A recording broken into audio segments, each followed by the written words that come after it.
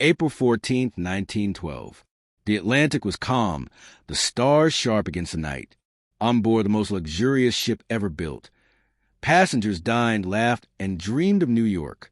But at 11:40 p.m., a sound barely louder than tearing paper would echo through eternity. The Titanic, a name meant to symbolize strength, would instead come to mean loss.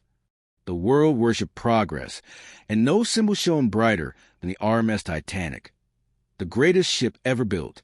But among the passengers and crew was a quiet woman in a plain stewardess uniform, Violet Jessop, 24 years old, Irish-born, working her way across the Atlantic. She had already escaped death once, a year earlier aboard the Titanic's sister ship, the Olympic, when it collided with a warship. Now, fate had put her on another voyage of destiny. No one knew it yet, but Violet Jessop would become the woman death forgot. To the rich, Titanic was a palace of chandeliers, marble staircases, and music. To Violet, it was a workplace, endless corridors, polished silver, and the quiet exhaustion of serving the world's wealthiest travelers. She watched families pose for photographs, unaware they were capturing their last smiles. Titanic's designers had promised perfection. 16 watertight compartments, 10,000 electric lamps, and a whisper that it was unsinkable. But perfection often hides its own cracks. April 14th, 1912, the Atlantic was eerily still, like glass. At 11:40 p.m., Violet felt a tremor under her feet. Not violent, just strange. Then came the orders.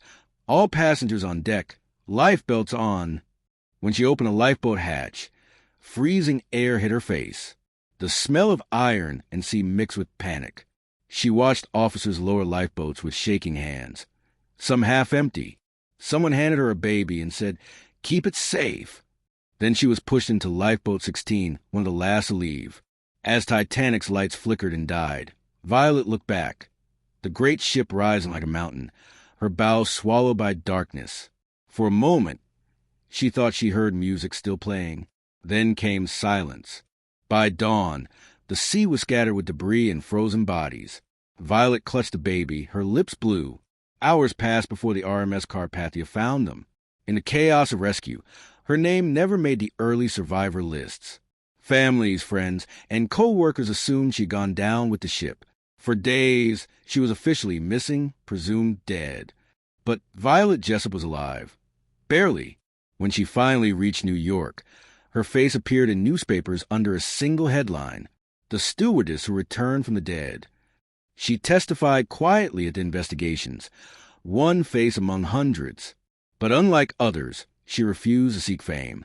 When asked what she remembered most, she said, the sound of the ship breaking. You never forget that.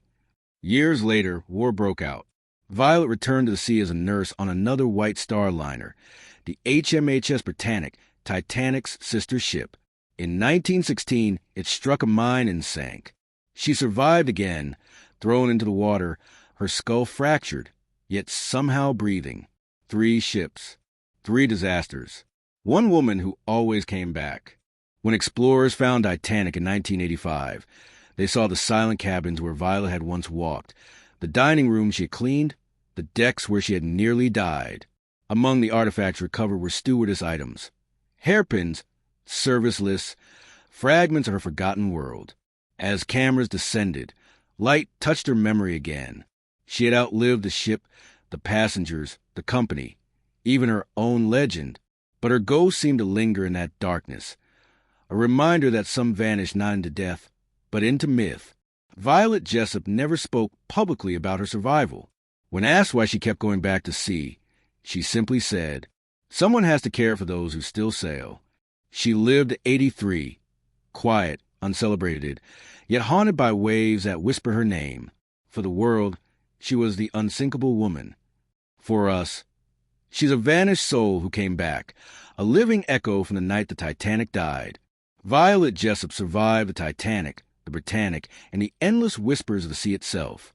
Some called her lucky. Others said the ocean simply refused to take her. But perhaps, in her calm defiance, she carried a memory of those the sea could not return.